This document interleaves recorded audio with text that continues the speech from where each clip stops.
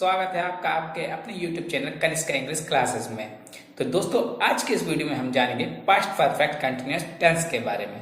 वैसे तो दोस्तों अभी तक हम काफ़ी सारे टेंसेस पढ़ चुके हैं और आई होप कि आप सभी को वो सारे वीडियोस पसंद आए होंगे और सभी को बहुत अच्छे तरीके से टेंस समझ में भी आए होंगे।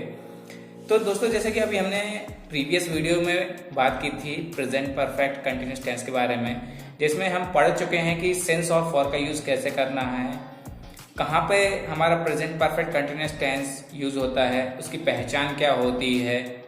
तो ये सारी चीज़ें हम पढ़ चुके हैं और जो कि उस वीडियो का बहुत सारा कंटेंट इस वीडियो में भी हमें काम आने वाला है।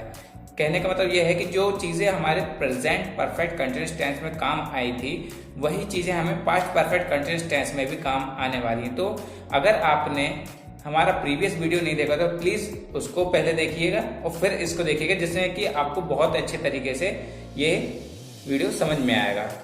तो चलिए बात करते हैं हम पास्ट परफेक्ट कंटिन्यूअस टेंस की।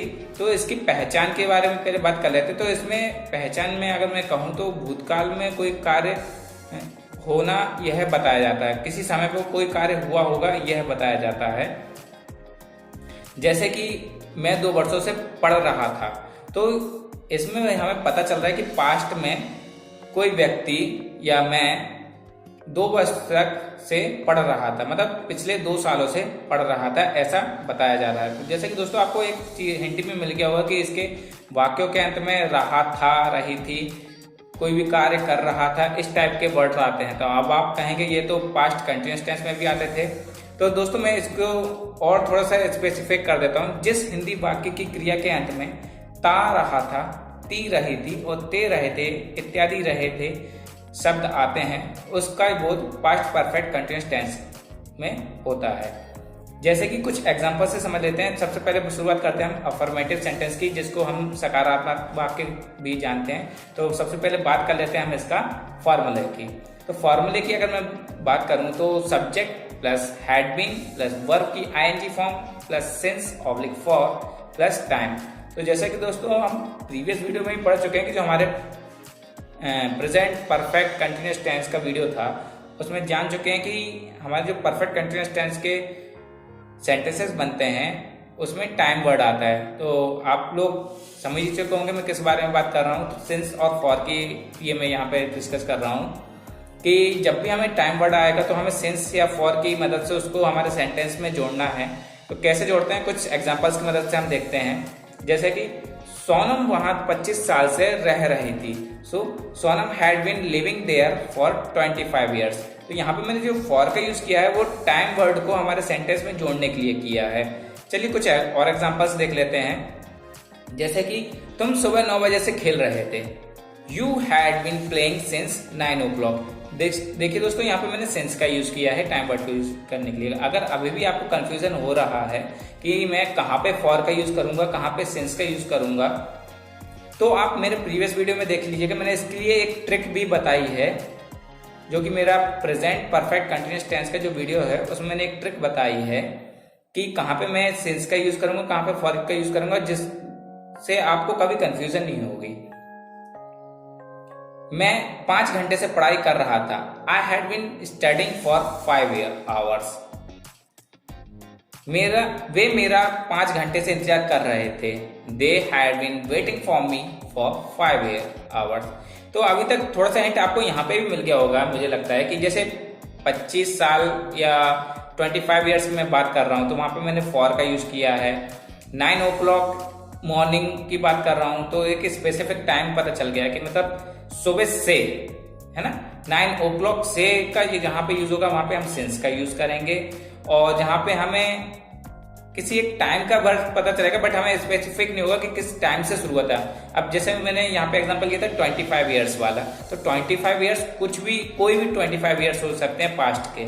तो यहाँ पे हमें स्पेसिफिक नहीं होता है कि ये 25 ईयर्स कौन से वाले हैं, तो वहां पे हम फॉर का यूज करेंगे। और जैसे 9 o'clock, अब यहाँ पे स्पेसिफिक हो गया है कि मॉर्निंग का 9 o'clock था, तो यहाँ पे हम सिंस का यूज कर रहे हैं। सीमा सुबह से अपनी गुड़ियों से खेल रही थी। Seema had been playing with her dolls since morning. तो जैसे कि हम बात करें नेगेटिव सेंटेंसेस की तो फॉर्मूला देखते हैं। Subject plus had plus not plus been verb की ING form since oblique for plus time. तो दोस्तों यहाँ पे मैं ये एक बार फिर से बता देना चाहता हूँ आपको कि यहाँ पे हम हेल्पिंग वर्ब का यूज हैड का कर रहे हैं। जैसे कि हमने प्रेजेंट परफेक्ट कंटिन्यूअस टेंस में हैज ऑब्लिक हैव का यूज किया था, वहां पे हमें ये कंफ्यूजन रहता था कि कहाँ पे हम हैज का यूज करेंगे, कहाँ पे हम हैव का यूज करेंगे, जो कि मैंने एक प्रीवियस वीडियो के मैं बता चुका हूँ इसकी ट्रिक कि कहाँ पे हम सिंगुलर वर्ब को कैसे पहचान सकते हैं और प्लूरल को कैसे पहचान सकते हैं। तो आप फ्रॉम दी डे फर्स्ट से अगर हमारे वीडियोस देखेंगे तो आपको बहुत ही अच्छे तरीके से सारे वीडियोस बहुत अच्छे तरीके से समझ में आने वाले।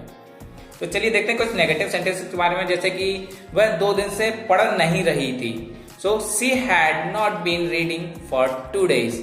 राहुल मुझे 2 सालों से नहीं पढ़ा रहा था। Rahul had not been teaching me for 2 years। Sonam वहां 25 साल से नहीं रह रही थी। Sonam had not been living there for 25 years। मैं 10 मिनट से अखबार नहीं पढ़ता रहा था।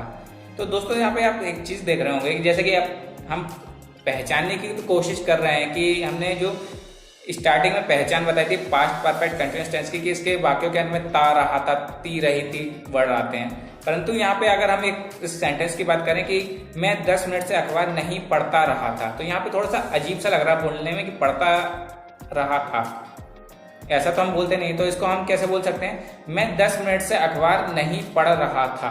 तो अभी आपको यहाँ पे ये कंफ्यूज नहीं होना है कि ये पास्ट कंटिन्यूअस टेंस का सेंटेंस है या पास्ट परफेक्ट कंटिन्यूअस टेंस का, क्योंकि आपको यहाँ पे पता चल चुका है कि यहाँ पे एक टाइम वर्ड आ रहा है 10 मिनट। तो आपको माइंड में क्लियर होना चाहिए कि यह sentence past perfect continuous tense का है। So it's sentence is I had not been reading the newspaper since 10 minutes। विद्यार्थी क्लास में 1 घंटे से शोर नहीं मचा रहे थे। The students had not been making a noise for 1 hour।